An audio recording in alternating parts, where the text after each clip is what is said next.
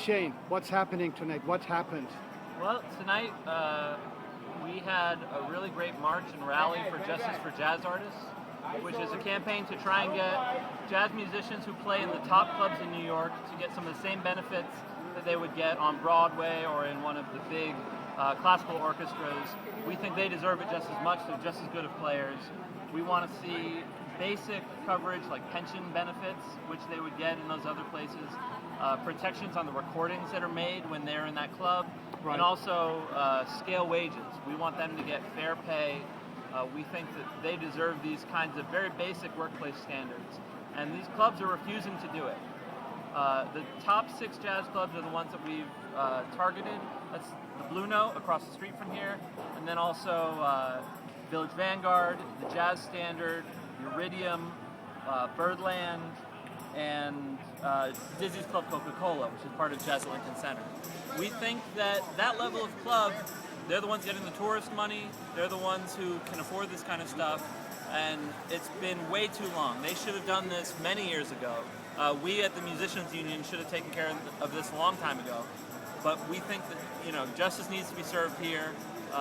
People who play in these clubs deserve these very basic standards, and we're out here and we're going to stay out here fighting until the clubs are willing to come to the table. They haven't even answered our phone calls or returned letters, anything. We just want them to negotiate with us.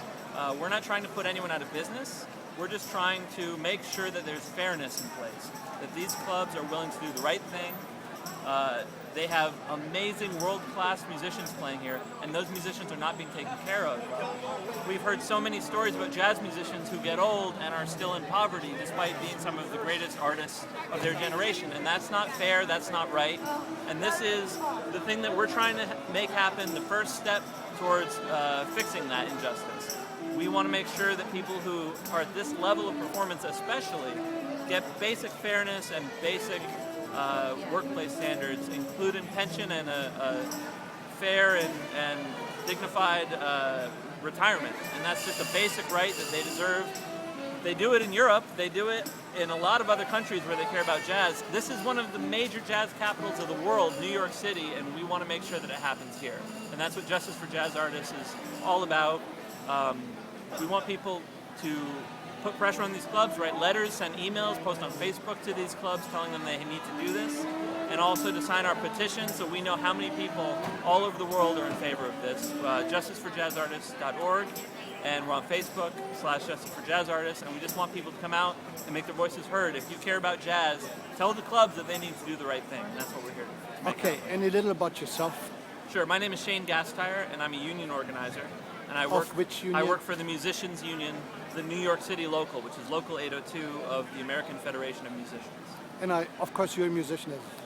Yeah, I am. I'm mostly an amateur musician. Okay. I've decided my skills are more suited to union organizing than being another crappy guitar player in New York City. But I have the privilege of working with amazing musicians who I really admire and respect, and this is a great privilege for me to be around such great music all the time.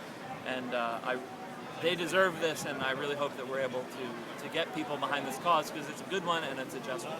So you don't agree that jazz is dead? Oh, absolutely not.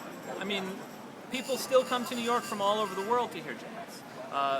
This is still an important place historically and now, and we need to recognize that. The Blue Note isn't going out of business anytime soon. So they're not in jeopardy. The Blue Note, the company behind the Blue Note, owns different kinds of venues all over town. They're constantly opening new things and making new investments. And we just want to make sure where there is money being generated around jazz music, that money gets shared equitably. They deserve to run a business, and we have nothing against that. And we hope that they continue to prosper going forward. But we want to make sure that some of that prosperity is shared with the musicians that they employ and the musicians that they are. It's the talent of those musicians that make this club rich. And so that's what we want to make sure, where the fairness comes in. We want to make sure that whoever's making money off of this music is sharing it with musicians in a way that gives them the security of a fair retirement and also basic workplace protections today when they're playing in the club.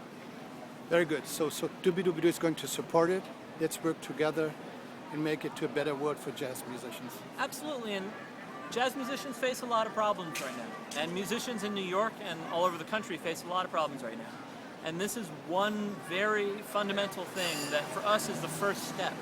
And on top of this, we hope to build a lot more. We want a network of jazz clubs who are under union contracts all over the country, so that you can do a tour around the country and get vested in the pension fund just on those gigs alone. And the only way to get to that future is today getting the first club to sign on to this campaign and doing the right thing. We've identified the clubs that we think can handle it, especially the Blue Note. And so we want to make that happen because we see a future where musicians are going to be treated a lot better. But it's going to take a fight. It's going to take a lot of effort and serious support from both musicians and jazz fans all over the world for this campaign to make that happen. So that's what we're here to do. Okay. Thank you very much. Thank you.